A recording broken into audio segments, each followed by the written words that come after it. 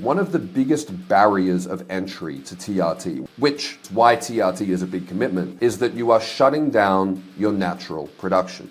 You are replacing your natural production with exogenous, meaning external testosterone. So I'm not talking about a guy who does a steroid cycle, comes off, and his levels have dropped by 20, 30, 40, maybe even 50%. But I am talking about testosterone being wiped out to the point that it's almost undetectable.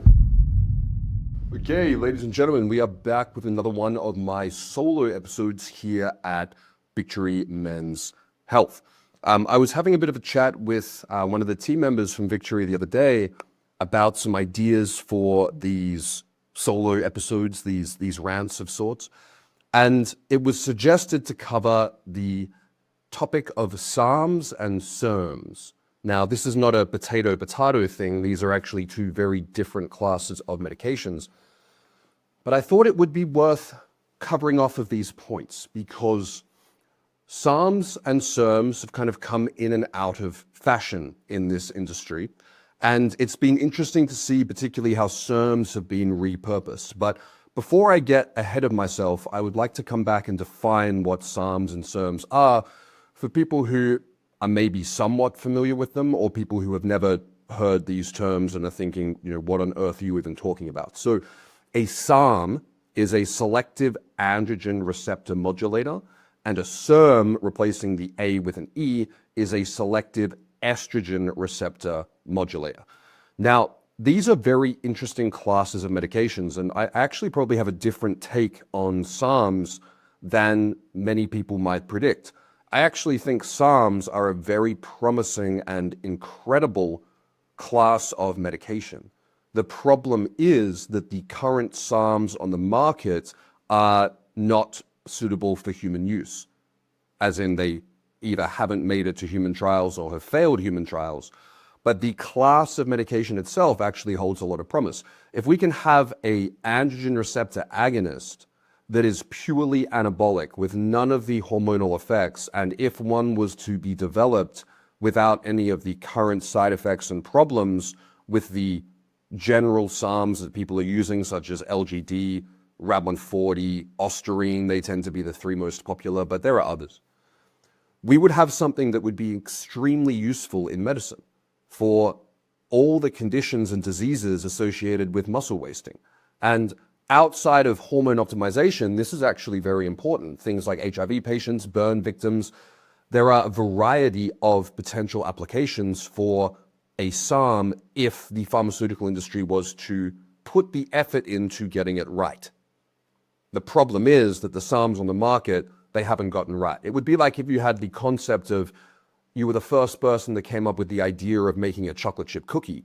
And the first, batches of these chocolate chip cookies that got the ratio of flour to eggs to milk, all of these ingredients in chocolate chip cookies. I'm not a baker. But if they got those ingredients wrong, this is kind of like what we're looking at SARMs at the moment. They are an unrefined field.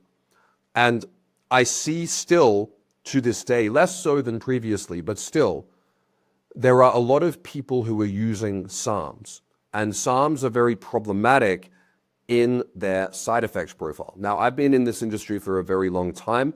I've seen a lot of blood tests. I've seen probably 10,000 plus blood tests over my career. And it is extremely shocking to both me and my colleagues how suppressive SARMs are, especially when they are used via the demographic which tends to be the most favorable to them, which is men under the age of 25. So it's not really clear exactly, and I mean, this is contested and that's fine because it may be a bit of a hot take, but it is not clear exactly how effective a post-cycle therapy is after using a cycle of anabolic steroids in actually causing the system to recover. It is absolutely effective in band-aiding the period of hypogonadism after withdrawing from a steroid cycle. But the reason why I bring this up is that I have seen dozens of men who have done everything right according to what they've read online. They've run the PCT at the right time and in the right dose, and they've done everything right. And we're not just talking 6 months down the line, we're talking 12 months, 24 months, 2, 3, 4, 5 years down the line I see suppression of testosterone down to female levels. So I'm not talking about a guy who does a steroid cycle, comes off, and his levels have dropped by 20, 30, 40, maybe even 50%. Maybe they've even halved. You know, this is a huge problem. This is a huge suppression and disruption of endogenous production. But I am talking about testosterone being wiped out to the point that it's almost undetectable long term. And the problem not only this creates in terms of the dependency for TRT for life, but this period of brutal and extreme hypogonadism is very damaging to the body, and it's very damaging to the mind, it's very damaging to the psyche, not to mention the complete catabolism of all the muscle gained while using these anabolic compounds. Now, SERMs are a little bit different, and when I say a little bit different, they are completely different. They have a similar mechanism of action in terms of they are modulating the estrogen receptor in a certain direction, which I will get into shortly. But these actually have a very different therapeutic application. They were actually used for breast cancer before aromatase inhibitors were developed. Now, tamoxifen, also known as Nolvadex, actually has an aromatase inhibitor metabolite. But this is not the SERM that is most commonly used. Now, I would advocate that if people did want to use a SERM for a post-cycle therapy application, which I don't really recommend or engage with, I think tamoxifen is a better option for a number of reasons. But the most common SERM, which is spoken about these days and in the recent probably year, maybe 2 years, is Enclomiphene. And I think it's worth just talking about Enclomiphene rather than Clomid. So when we're looking at Clomid, which is the parent drug of Enclomiphene, I'm going to get a little bit into pharmacology here, so try not to let this lose you, is when you're looking at a drug, most drugs, but we'll take Clomid for example, it's split into what's called a left and right isomer. So these are kind of like two halves make a whole. And the left isomer of Clomid is called Enclomiphene, whereas the right side isomer is called Enclomiphene.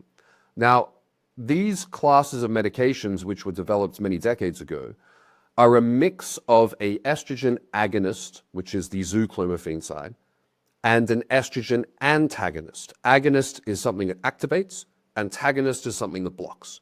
So when they have split the molecule, split the drug, they've found that Enclomiphene is the part of the drug which has the most favorable use cases, whether it's in breast cancer or in this case, in potentially treating male hypogonadism.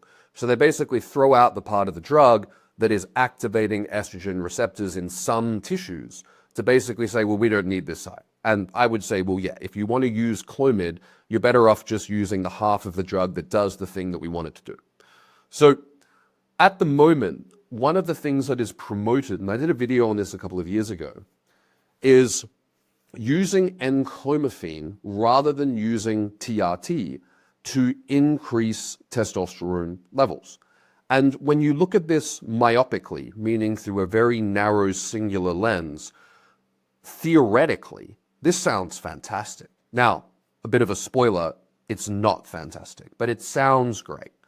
Because if you look at something through a very narrow lens and you isolate the part of it that you want and you disregard all the other aspects of the drug, you can sell a pretty compelling story. And you can market a product which, again, from a theoretical marketing standpoint, allows people to have their cake and eat it too. One of the biggest barriers of entry to TRT, one of the main points of apprehension, which I think is important and is relevant, it's why TRT is a big commitment, is that you are shutting down your natural production. You are replacing your natural production with exogenous, meaning external testosterone.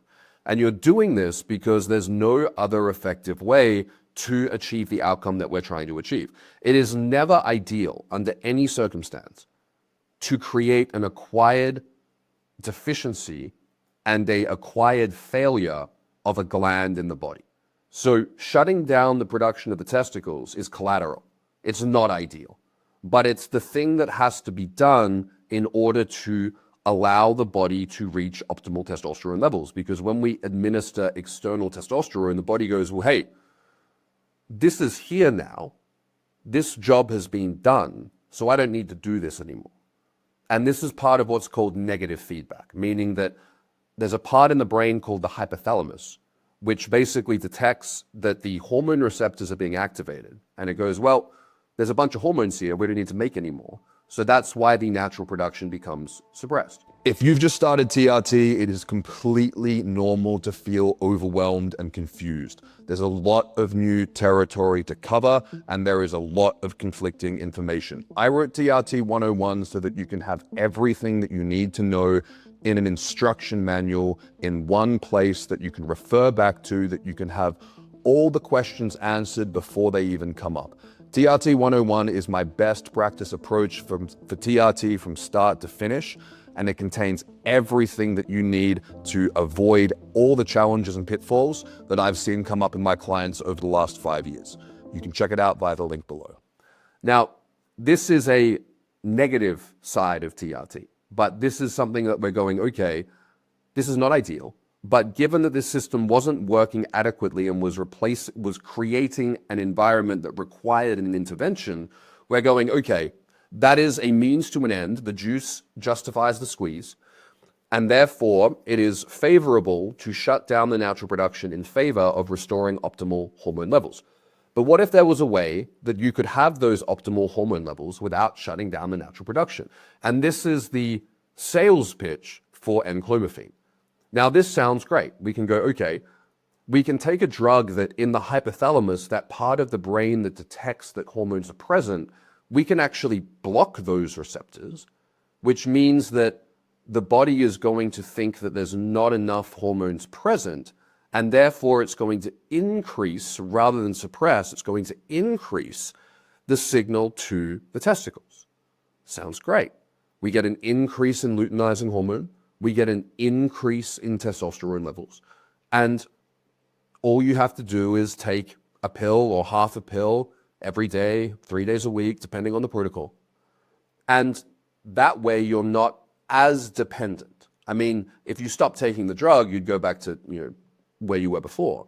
But there wouldn't be any additional suppression to the system, and there wouldn't be this sharp drop off to nothing before the system recovered if you were to discontinue the drug. So this sounds great. And if it worked as well as the people who sell it through their clinics claimed it does, we wouldn't really need TRT, aside from failure of the testicles. It would mean that everyone who didn't have failure of the testicles, whether it's due to age or due to injury, we would just all use Enclomiphene. So what's the problem? Well, there's a couple of problems. One is the most important one, which is that how does it actually play out? And we're not talking about potential risks. We're not talking about theoretical stuff that could be a problem. We're talking about if 100 guys do this, what's the outcome in comparison to the 100 guys that do TRT? Now, we don't have a double-blind interventional placebo-controlled trial to prove this, but there are people like me and people like my colleagues who work in the trenches who see this. So you don't have to believe what I'm going to tell you, but I can just tell you how this plays out. And it plays out similarly to how Clomid played out for the years prior, which is that the levels improve.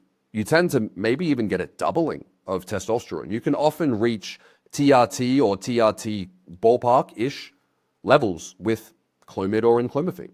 Absolutely. The problem that we have, though, and this is widespread, and this is very well known, is that a very typical avatar for this, meaning a example kind of case model, is that the patient will say, well, my numbers look better, but I don't really feel that much better. I either feel the same, or maybe I feel a little bit worse, or maybe I feel marginally better. But if the question is, do you feel significantly better than you felt previously? The answer is typically no. The answer is, well, my labs look better, but I don't feel better. And if we do a cross comparison with 100 guys who achieve the same results by using bioidentical exogenous testosterone, they tend to feel significantly better when the levels are equated. So the question is, well, why would this be the case? And my belief, which is shared by a number of people, is going back to zooming out on the myopic lens that we're looking at enclomiphene through. Because enclomiphene doesn't just do what we are talking about here. It doesn't just block the feedback signaling to the body that there's an abundance of hormones. It's an estrogen antagonist in the entire brain, as well as other tissues in the body. So we're not just getting this one mechanism. There are other things that this drug is doing, and it is my belief that the blockade of estrogen receptors very strongly in the hypothalamus and the rest of the brain, as well as the other tissues in the body, are leading to this suboptimal outcome. Now, the part that's also important to look at here, and this is the thing that I think doesn't get discussed and it gets overlooked. And I think it gets overlooked because people who haven't had a battle to regain their health, or who have been healthy or relatively healthy up until the point that they're looking at this, are not risk adverse enough when it comes to their health. Because if you've lost your health and you've had to claw and fight to get it back, it's not something that you want to gamble with. But when you haven't had an experience that has taken this away from you and you've been looking down a very bleak and potentially hopeless future, if you haven't had that experience in your life, you don't tend to be as risk adverse. You don't tend to be as conservative with the choices that you make with your health. So the problem that we have with both Clomid and enclomiphene in particular is we don't know what this drug would do over a lifetime. And if we're looking at a treatment for hypogonadism that is going to replace TRT, this would be for a lifetime. Because if you are requiring an external treatment to support your hormones at the age of 30, you're going to need that even more so at 40 and at 50 and at 60 and at 70. So what we don't have is safety and efficacy data for how this drug impacts the overall system of the male for decades. We don't know if this is going to cause things like early onset dementia from the lack of the protective effects of estrogen agonism in the brain. We don't know the long-term collateral of the systemic blockade of estrogen receptors in the certain tissues that enclomiphene targets. We don't know. And we will find out, unfortunately, via the guinea pigs who are using this drug. So what you really have to ask yourself is to say, if I want to intervene with something to treat my low testosterone levels, do I want to have the novel thing, the new thing that hasn't been studied, that we don't really fully understand, in a way to have my cake and eat it too? Or do I want to go for the bioidentical thing that has been studied extensively, that is part of the male operating system, to achieve optimizing the thing that I'm trying to optimize? If you can take the bioidentical thing that you're trying to optimize, why not just use that, especially if that's the thing that's being studied? And this is where people have to go, okay, well, I'm shutting down my natural production on this hand, this is not ideal, or I'm using a drug that prevents the shutdown of the natural production, which is great, but then also carries a bunch of either potential risks and or suboptimal outcomes. Neither of these options are perfect. And that's an important point to look at. But I think when we're looking at this logically and pragmatically, the former option, using the bioidentical thing that we're trying to fix, makes the most sense from all angles. I'm often baffled by the extent to which particularly younger men will go to in order to avoid just taking the bioidentical testosterone that they are trying to increase in the first place. Bioidentical testosterone delivered at an optimal frequency, supervised by an expert practitioner, is health promoting in every way. In every way. Now, the problem that we have is that enclomiphene is very marketable. So I would challenge anyone listening to this who's made it through to the end to find someone who is endorsing the use of enclomiphene who is not also selling it. And if you can find that person, please reach out to them and ask them to come and have a friendly debate and discussion with me about it, and maybe I can be educated and have my mind changed. But maybe not. So that is my explanation on enclomiphene as well as SARMs. I think these are drugs which, as a class of medication, if future SARMs and SERMs are to be developed, could have incredible therapeutic application outside of hormone replacement therapy. But within the realm of hormone optimization, within the realm of trying to achieve the ultimate outcomes of optimizing every aspect of male hormonal function, I firmly believe these drugs only have one place, and that is in the bin. I'm very open to having my mind changed, but this is where I think most people in the space who are at an expert level are also in consensus. Now, there is one small little area that I think enclomiphene could theoretically be applied, which would be for a short-term fertility adjunct in a very specific circumstance. And this would be if an individual either didn't respond to HCG monotherapy, only within the context that they couldn't access HCG and FSH, which is my gold standard fertility protocol. I've written about this. I've trained a variety of doctors in this. Victory Men's Health practice this. 150 units of FSH 3 times a week, 250 units of HCG per day. If an individual wasn't able to access this and didn't respond to HCG monotherapy, whether it was due to not being able to tolerate a sufficient dose or not being able to access a higher dose of HCG, there could potentially be a place for enclomiphene for a very short-term period to bring the FSH signal online to avoid someone needing to go on TRT. However, as enclomiphene hasn't been studied for the epigenetic effect on male sperm, I think this should always be a worst-case scenario option. But I think there is a very small potential application for this, but it requires a few prerequisite circumstances to be met, and it is not an ideal scenario, but there is a potential application for it. So that is everything I have for you today. I hope you all have a good day, evening, morning, whenever you are listening to this, and I will see you all on the next one. What is testosterone optimization therapy?